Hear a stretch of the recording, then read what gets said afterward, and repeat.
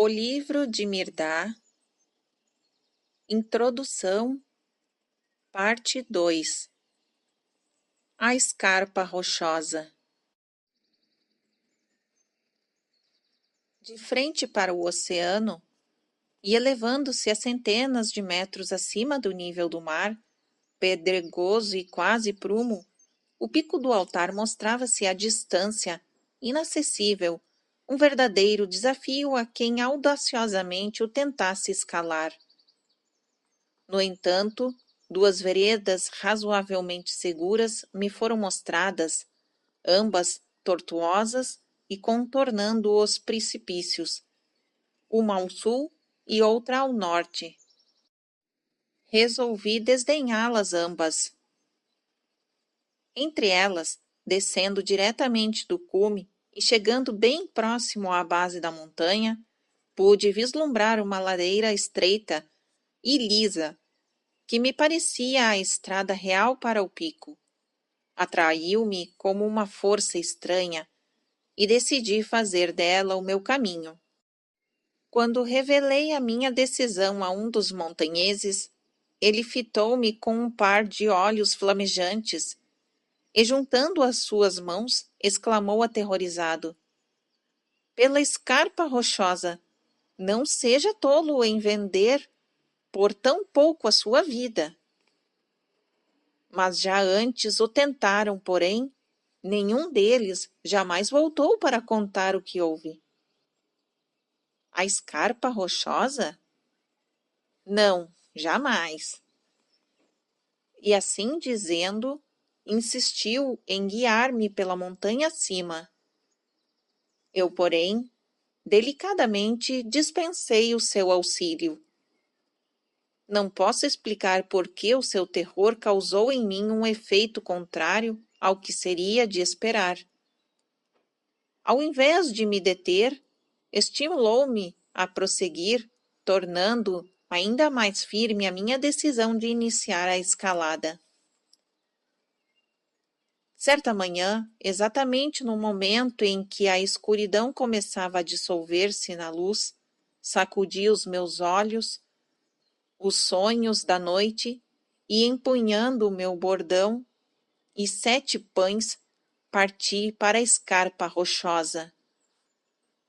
O suave alento da noite que me inspirava, o pulso rápido do dia que nascia, uma ânsia de enfrentar o mistério do monge prisioneiro e a ânsia, ainda maior, de libertar-me de mim mesmo, ainda que fosse por um só momento, pareciam pôr asas nos meus pés e dar vivacidade ao meu sangue. Participei da jornada com um hino no coração e firme propósito em minha alma. Quando, porém, depois de uma longa e alegre caminhada, cheguei à extremidade inferior da escarpa e tentei a escalada com os olhos, o hino morreu-me na garganta. Aquilo que, visto de longe, me havia parecido uma estrada reta, suave e estendida como uma fita, apresentava-se agora larga, quase a prumo, altíssima e inconquistável. Até onde a minha vista alcançava para cima e para os lados, eu só via os blocos de cristais de rocha de vários tamanhos, eriçados de pontas aguçadas e eretas, afiados, como as navalhas. Nem o mais leve sinal de vida. Toda a paisagem ao redor era de tal modo sombria que só podia inspirar pavor. De baixo, nem ao menos se vislumbrava o topo da montanha. Não me deixei, porém, dissuadir. Sentindo ainda flamejar o meu rosto e o olhar do homem que me havia advertido contra a escarpa, reforcei minha decisão e principiei a escalada. Logo, porém, compreendi que somente com os pés não poderia chegar muito longe, pois o cristal da rocha escorregava debaixo deles, produzindo um ruído terrível, como o de 1 milhão de gargantas que estivessem sendo estranguladas. Para avançar, eu precisava enterrar as mãos e os joelhos, tanto quanto os dedos dos pés naquelas rochas móveis. Nossa, como desejei ter a agilidade de uma cabra! E eu avançava para cima, engatinhando em zigue-zague, sem descanso. Receava que caísse a noite antes que pudesse atingir meu alvo. Nem me passava pela ideia de desistir. O dia tinha sido bem empregado quando subitamente senti fome. Até aquele momento nada havia comido ou bebido. Os pães que eu havia atado em um lenço na cintura eram uma preciosidade cujo valor eu bem podia avaliar naquele instante. Desamarrei-os e estava para quebrar o primeiro bocado quando senti soar nos meus ouvidos o som de uma sineta e algo que me parecia ser o lamento de uma flauta. Nada me parecia mais assustador no seio daquela desolação rochosa. Subitamente, vi surgir sobre uma rocha à minha direita uma grande cabra negra com um cencerro ao pescoço. Antes que pudesse tomar fôlego, vi-me cercado por cabras que me envolviam, pisando nas rochas e produzindo um ruído muito mais horrível do que os meus pés próprios faziam. Como se tivessem sido convidadas, as cabras atiraram-se aos meus pães e os teriam arrancado de minhas mãos se não tivessem ouvido a voz do pastor, que não sei como nem quando surgiu ao meu lado. Era um jovem de agradável aparência, alto, forte e cheio de alegria. Só tinha por vestimenta uma pele que lhe cingia os rins e a sua flauta em sua mão direita era sua única arma. Esta minha cabra guia, disse ele suavemente a sorrir, é muito mimada. Dou-lhe pão sempre que tenho. Faz, porém, muitas e muitas luas que não passa por aqui nenhuma criatura que traga pão consigo. A seguir, dirigiu-se à cabra. Vês como a fortuna tudo provê, minha guia fiel. Nunca descreias da fortuna. E logo abaixando-se, apanhou um pão. Julgando que ele estava com fome, disse-lhe amável e sinceramente: podemos partilhar esta frugal refeitura. Há pão suficiente para nós e para a cabra guia. Fiquei, porém, quase paralisado e assombrado a vê-lo atirar às cabras o primeiro pão, o segundo e o terceiro, todos até o sétimo, tirando de cada um bocado para si. O choque que recebi foi de tal ordem que a ira começou a ferver-me no coração. No entanto, compreendendo a minha incapacidade, consegui aquietar um pouco a cólera e, com expressão de espanto, voltei-me para o pastor de cabras, dizendo, como quem, ao mesmo tempo, suplica e censura: agora que acabastes de dar às tuas cabras o pão de um homem faminto, não lhes vais dar um pouco de leite? O leite de minhas cabras é venenoso para os tolos e não quero que nenhuma delas seja culpada da morte de alguém, nem mesmo de um tolo. Mas por que sou tolo? Porque trazes 7 pães para uma viagem que dura 7 vidas. Deveria então ter trazido 7.000? Nenhum só. O que me aconselhas, então, é encetar esta longa viagem inteiramente sem provisões? O caminho que não oferece provisões ao viajante, não merece a confiança deste. Desejarias, então, que eu comesse pedras e bebesse o meu suor? A tua própria carne te bastará como pão, e o teu próprio sangue te bastará como água. Ah, então é esta a solução? Levas muito longe o teu escárnio. Não posso, porém, retribuí-lo. Aquele que come do meu pão torna-se meu irmão, ainda que me deixe faminto. O dia está fugindo por trás da montanha e preciso recomeçar a minha marcha. Queres informar-me se ainda estou muito longe do cume? Estás muito perto do esquecimento. E assim dizendo, colocou a flauta nos lábios e saiu marchando ao som de agrestes notas que pareciam um lamento dos mundos inferiores. A cabra-guia o seguiu e após esta todas as outras. Durante muito tempo pude ouvir o ruído das rochas pisadas e o balir das cabras, de mistura com os lamentos da flauta. Tendo esquecido a fome, principiei a recuperar parte de minha energia e minha determinação que o cabreiro havia destruído.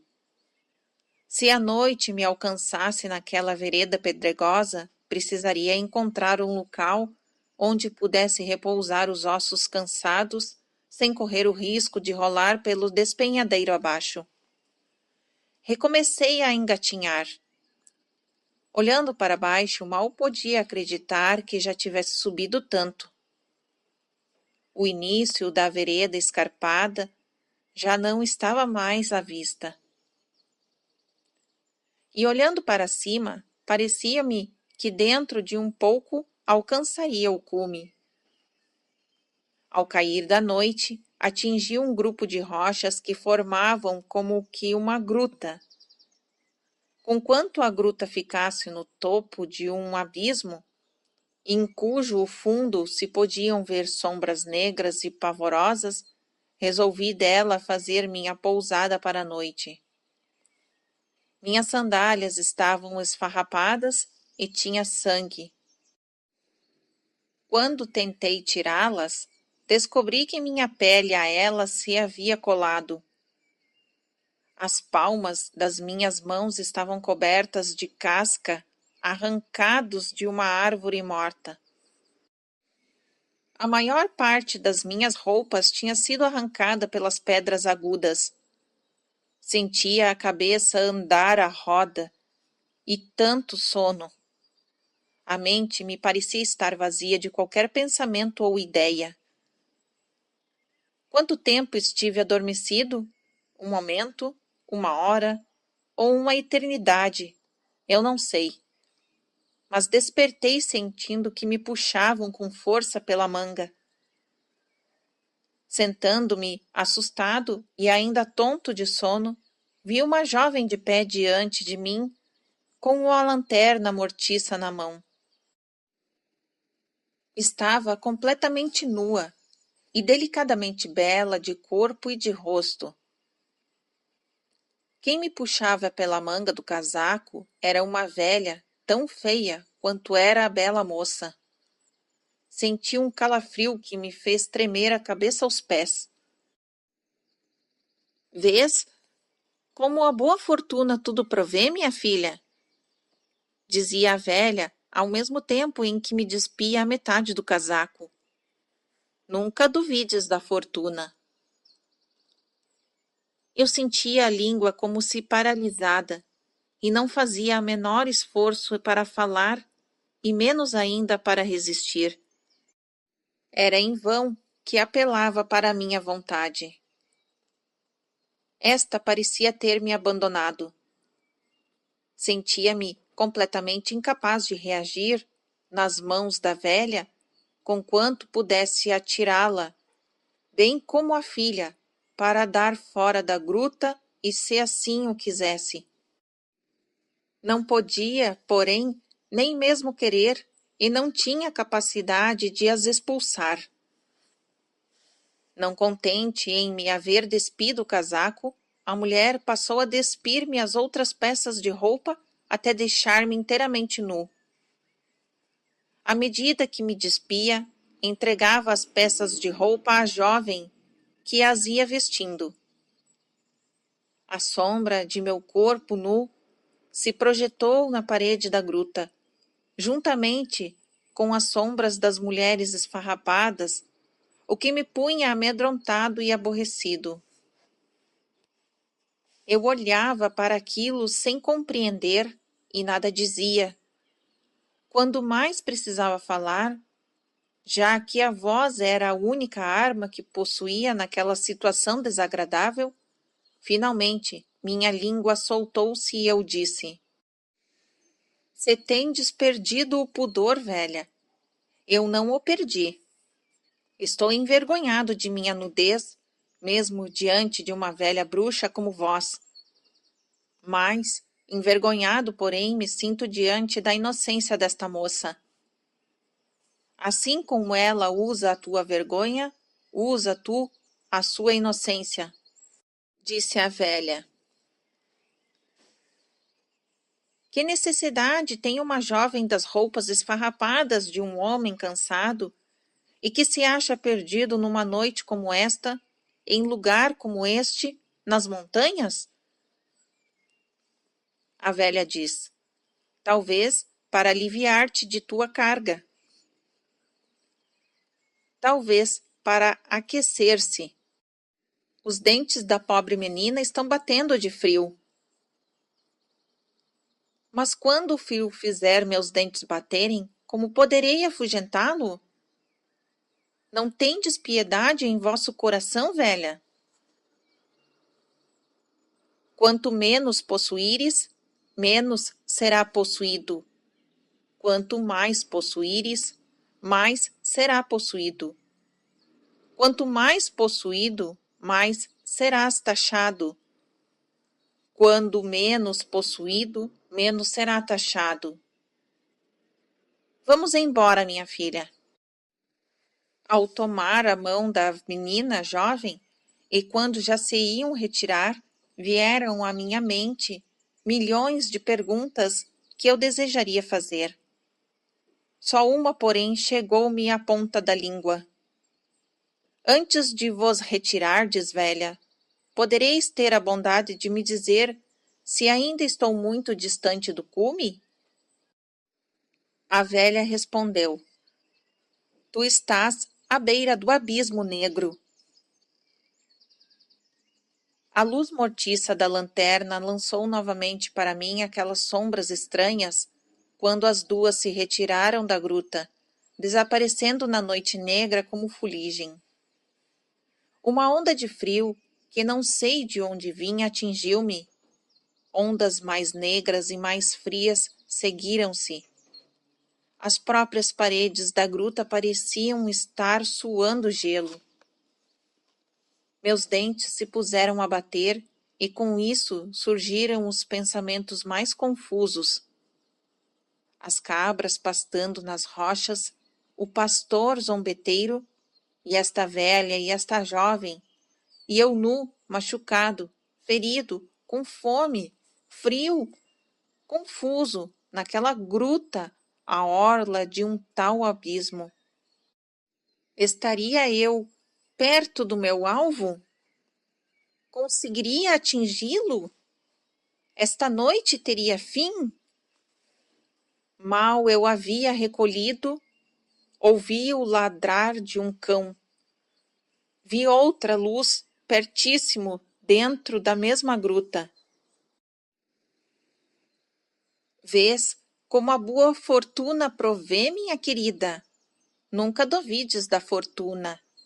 A voz era de um velho muito idoso, barbado, curvado e com os joelhos trêmulos. Falava com uma mulher tão velha quanto ele, sem dentes, descabelada e também curvada e com os joelhos trêmulos. Aparentemente, sem tomar conhecimento de minha presença, ele continuou com a mesma voz que parecia lutar para lhe sair da garganta. Uma luxuosa câmara nupcial para o nosso amor e um esplêndido cajado para substituir o que perdestes. E assim dizendo, apanhou o meu cajado e o deu à velha, que se curvou sobre ele, acariciando-o com as suas mãos encarquilhadas.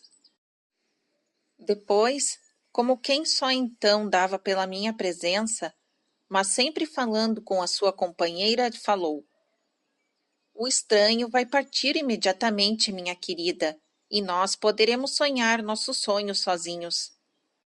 Estas palavras caíram sobre mim como uma ordem à qual eu me sentia incapaz de desobedecer, especialmente quando o cão se aproximou rosnando, ameaçadoramente, como quem para me fazer cumprir a ordem de seu dono. A cena encheu-me de horror. Eu assisti como se estivesse sob o efeito de um encantamento, e foi nesse estado que caminhei até a saída da gruta, fazendo esforços desesperados para falar, para defender-me, para assegurar meus direitos. Levastes o meu cajado. Sereis tão cruéis que me expulsareis desta gruta que deveria ser o meu lar por esta noite? Felizes os que não têm cajado, pois não tropeçarão. Felizes os que não têm lar, pois estão em casa. Só os que tropeçam, como nós, precisam andar com cajados. Só os que estão presos a um lar como nós, precisam ter um lar. Assim cantavam eles em dueto, enquanto preparavam o leito, nivelando o cascalho com suas longas unhas, sem prestarem atenção em mim. Fizeram-me gritar o auge do desespero. Olhai para as minhas mãos, olhai para os meus pés. Sou um viajante perdido nesta encosta. Tracei com o meu próprio sangue o meu caminho até aqui. Já não posso ver uma única polegada mais destas pavorosas montanhas que parecem ser tão familiar para vós. Não tendes receio de pagar por isto? Dai-me ao menos a vossa lanterna, se não quereis permitir que eu compartilhe esta gruta convosco por esta noite. O amor não será desnudado. A luz não será repartida. Amai e vede, iluminai e sede. Quando a noite cai e o dia se vai e a terra está morta, quem ao viajante ajudará? Quem isso jamais ousará? Exasperado, a mais não poder, resolvi recorrer à súplica, embora sentisse intimamente que era inútil, pois uma última estranha força continuava como que a empurrar-me para fora. Bom velho, boa velha, embora eu esteja entorpecido pelo frio e tonto pelo cansaço, não serei um cisco nos vossos olhos. Também eu já provei o amor. Deixar-vos-ei meu cajado e minha humilde pousada, que escolhestes para vossa câmara nupcial. Só um pequeno favor vos peço em troca, já que me negais a luz de vossa lanterna, não tereis a bondade de me guiar para fora desta gruta e me ensinar o caminho para o alto? Perdi o senso de direção. Não sei quanto já subi, nem quanto ainda terei de subir. Sem dar atenção às minhas súplicas, eles cantavam. O verdadeiramente alto sempre está embaixo. O verdadeiramente rápido vai sempre devagar. O altamente sensível é entorpecido. O altamente eloquente é mudo. A enchente e a vazante são uma só maré. Quem não tem guia, tem o melhor guia. O muito grande é sempre o menor, e tudo tem quem dá tudo os que é seu. Como último recurso, pedir-lhes que me dissessem para que lado devia voltar-me para sair da gruta, pois a morte poderia estar à minha espera no primeiro passo que eu desse, e eu ainda não queria morrer. Sem fôlego, esperei pela resposta, que veio em outra extravagante canção, que me deixou mais perplexo e exasperado do que nunca. A borda do penhasco é dura e escarpada. O seio do vácuo é macio e profundo. O leão e o verme, o cedro e o vime, o coelho e o caramujo, a lagartixa e o condorniz, a águia e a toupeira, todos no mesmo buraco, um gancho, uma isca. Só uma morte compensa. Como é em cima, assim é embaixo. Morrer para viver ou viver para morrer. A luz da lanterna se apagou, no momento em que deixei a gruta. Engatinhei com as mãos e os joelhos, com o cão atrás de mim, como para certificar-se de que eu realmente saíra. A escuridão era tamanha que me parecia sentir o seu peso sobre as minhas pálpebras. Eu não me poderia deter um só instante mais. O cão me fez compreender isto perfeitamente. Um passo hesitante, outro passo hesitante, um terceiro passo hesitante, e senti que a montanha havia desaparecido debaixo de meus pés. Sinto-me colhido pelas ondas revoltas de um mar de trevas que me roubaram o alente e me lançavam para baixo e para baixo. A última visão que me passou pela mente enquanto eu girava no vácuo do abismo negro foi a do satânico casal de noivos. As últimas palavras que murmurei quando o alento se me gelou as ventas foram as que eles haviam pronunciado: morrer para viver ou viver para morrer. Fim da introdução, parte 2.